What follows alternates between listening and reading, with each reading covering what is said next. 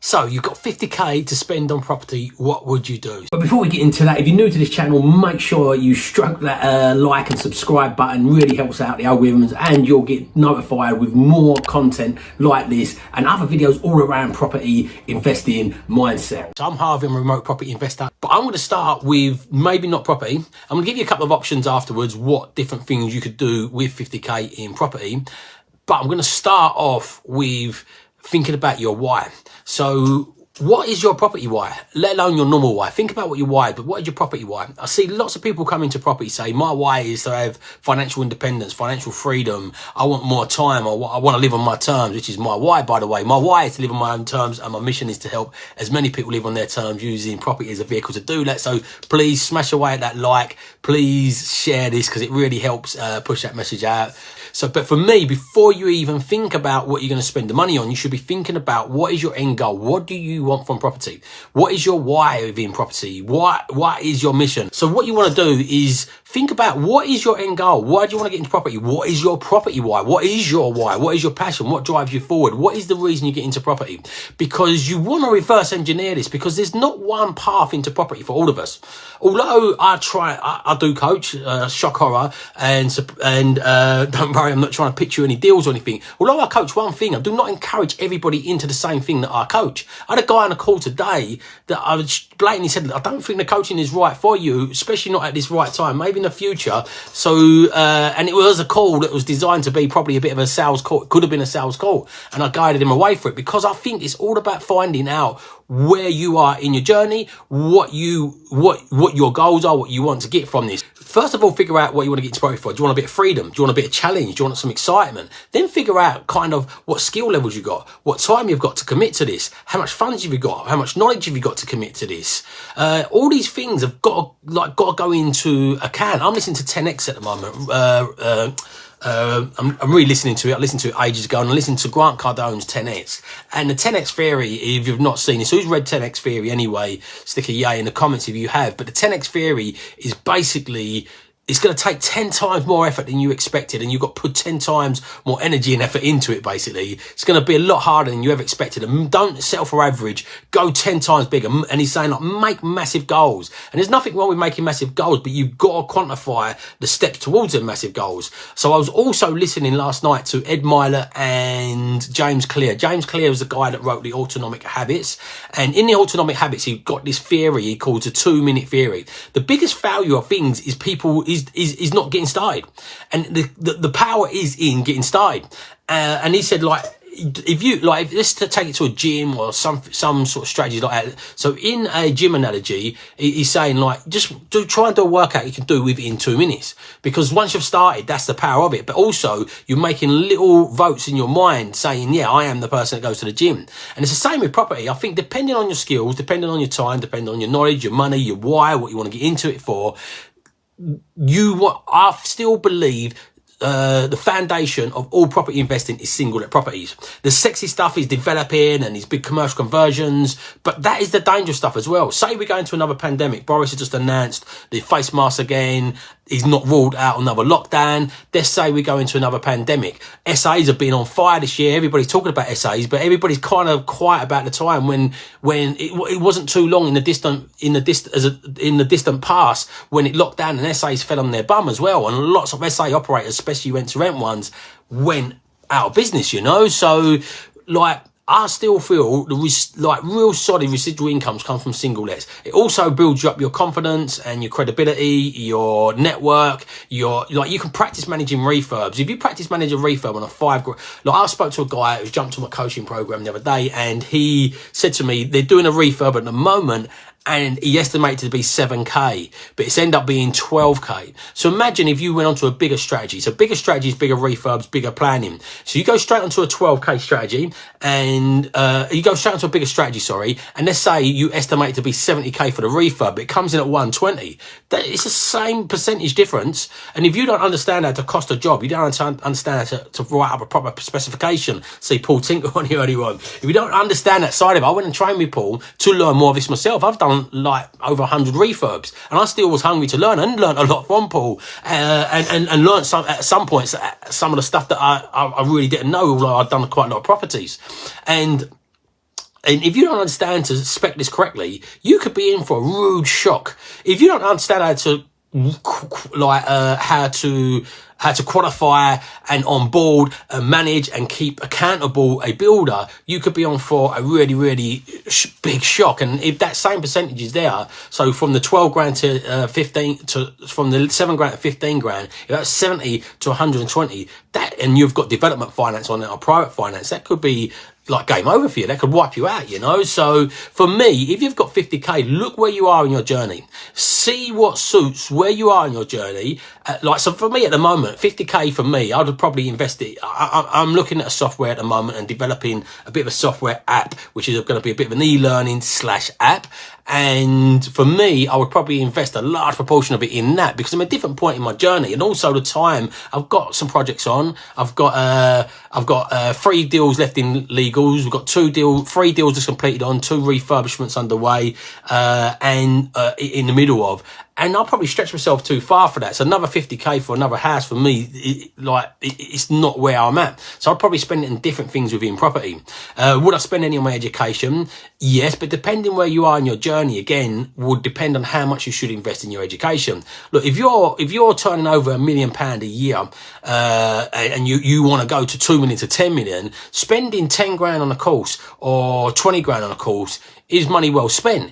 If you've only got 50 grand in your pocket and you've never done a property before in your life, spending 10 or 20 grand on a course for me is not money well spent. Although I do sell coaching programs, I would never sell a coaching program at that ticket to somebody with no prior experience, unless they'd give up their job maybe and they was going full time into property, and you could see they was hungry to really, really go after it. But look, the main point I'm trying to get at here is, if you've got 50k to spend, there's not one strategy that suits everybody. There's trade-offs for all of them, you know. So going back to the service accommodation thing, and by the way, I'm not against them. I've just finished service accommodation. We just had our first month. I've got my fingers crossed that we don't go into some sort of lockdown again and restrictions. We've travelled too much and it affects that. And I'm developing a property that's going to be ideally 4 units. Again, fingers crossed, depending on the meeting I have with the planners next week. We're going to develop this into 4 units and use them ideally as the first plan as service accommodation.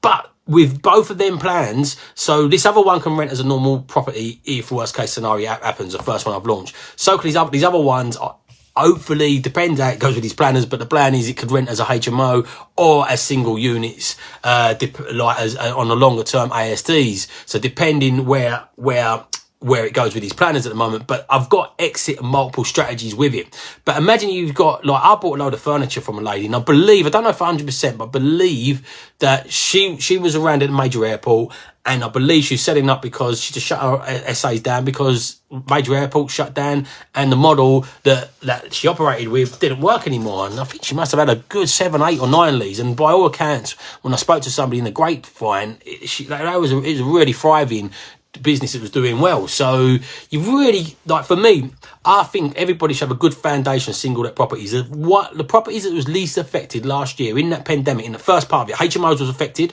SAs was affected. The ones that was least affected the most was single let properties. They're less sexy, but they're the foundation. Think of it like a pyramid. I say this all the time. Apologies if anybody's heard this, but as I said, the mother of learning is repetition. If you think of this like a foundation, so you've got your buy-to-lets at the bottom, you've got your HMOs and service accommodation just above that, you've got your commercial conversions just above that, and your development above that. So think of it, I don't know how well you can see that, think of it like a pyramid. All strong buildings are built on solid foundations. So you want these solid foundations at the bottom, and then build up with the higher strategies. You always get people who are exceptions to the rule. Some people can jump straight to HMOs. The circumstances are right for them. But again, it's digging into your why, finding out what you want to get into, finding out your levels of trade-off. So for me, I think there is 4 major things that make business work. You've got money, knowledge, network, and in the middle of it, you've got time. So another pyramid there. I like the pyramids. So you've got money, knowledge, network, and right in the middle you've got time. If you could have money and knowledge but no time, or you could have all three of these and no time. Very rarely has somebody got all four of these unless they are retired. If they're retired, and then they've got no hunger to grow anyway. But if you're in that growth stage, you're usually short of one or the other. You usually may be short of money because you just piled it all into a project, or often it's time that you're short of. I was in a clubhouse with when that was a thing back in the day, beginning of the year, with Simon Zucci, and I heard him say this, not just in not one, but he was saying when he looks out for JVs, one of the big thing he looks for is their time. He said he's JV with people in the past that are fully capable of delivering on what he JV'd with, but he didn't have the time to deliver what they knew. So you've got to consider these things. And for me, again, if you're going to go into these strategies, if you're looking at what do I spend my 50k on, you've got to think, look, imagine all of these. So let's say, look, there's time. So time's the most important one. Money, knowledge, network. So imagine these as a scale, 0 to 10. Just another quick reminder, if you're enjoying this, please give this a like, smash the subscribe button. It really helps the algorithms with this, push it out there and give me an understanding knowing that you are liking this and I'll make more content like this. So imagine these as a scale. This is your 0, this is your 10. And what you want to think to yourself before picking how you spend your money is, where am I on this scale for each of these? How much time have I got? If I've got no time, if I'm already working 10-hour days, I've got young kids, I'm working 7 days a week, your time is down here. But you might have a bit of money because you're working so hard. So your money might be arrowed off down here. Sorry guys, it's a bit hard to do that. I'm just looking at the reverse. So then you might think, my network. So have I got a good network of builders? Like, because the further you go up here, the better network and knowledge you need. Like, you need all the surveyors, the consultants, the money lenders and the private investors, because things go wrong up here. So it's not about things going wrong, it's about how you navigate them when they go wrong. And the more foundation you've got down here, the more you can navigate these ones up here, because these ones take longer. The further you go up, the longer it takes before you realise your money also. So and time can be against you. Paul Tink, I'm not sure if he's still on.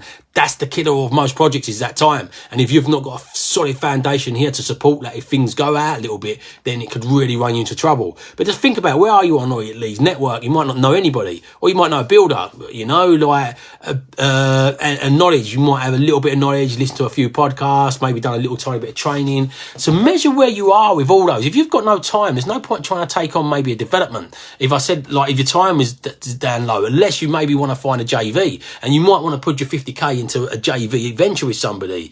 But there's one little graph along the bottom that I didn't add into that.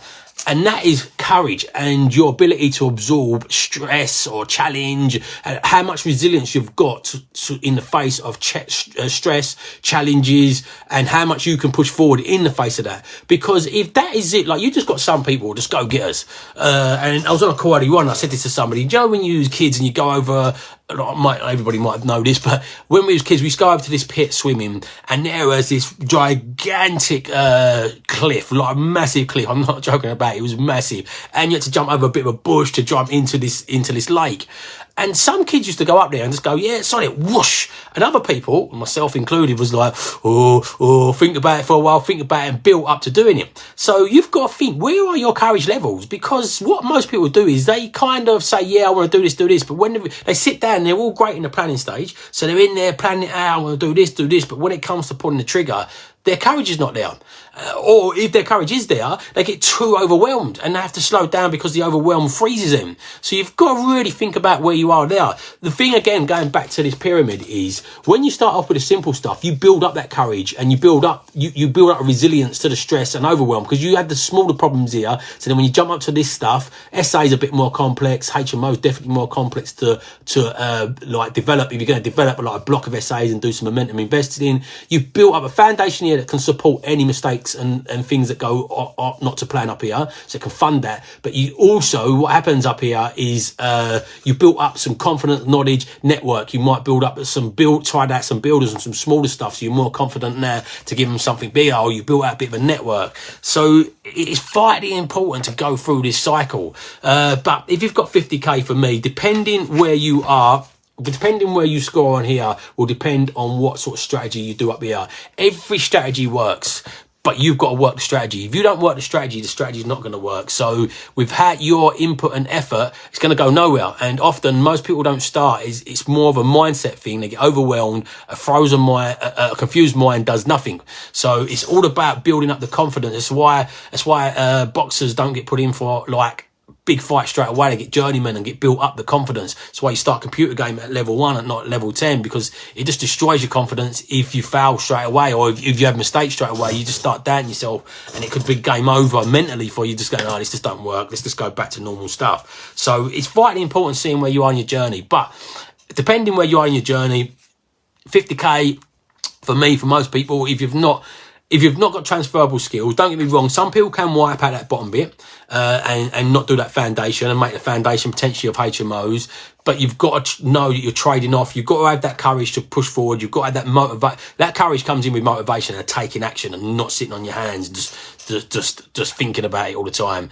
So if you've got that, then think about maybe HMOs, but be fair, 50 grand on an HMO is not really going to take you too far. If you want a momentum invest with a HMO, you've really got to do them with like en suites and go a bit of the full hog. I'm just talking with lenders about a commercial valuation on the project I've got going on at the moment. They said one of the things that qualify, like not all surveyors, it's the surveyor's opinion.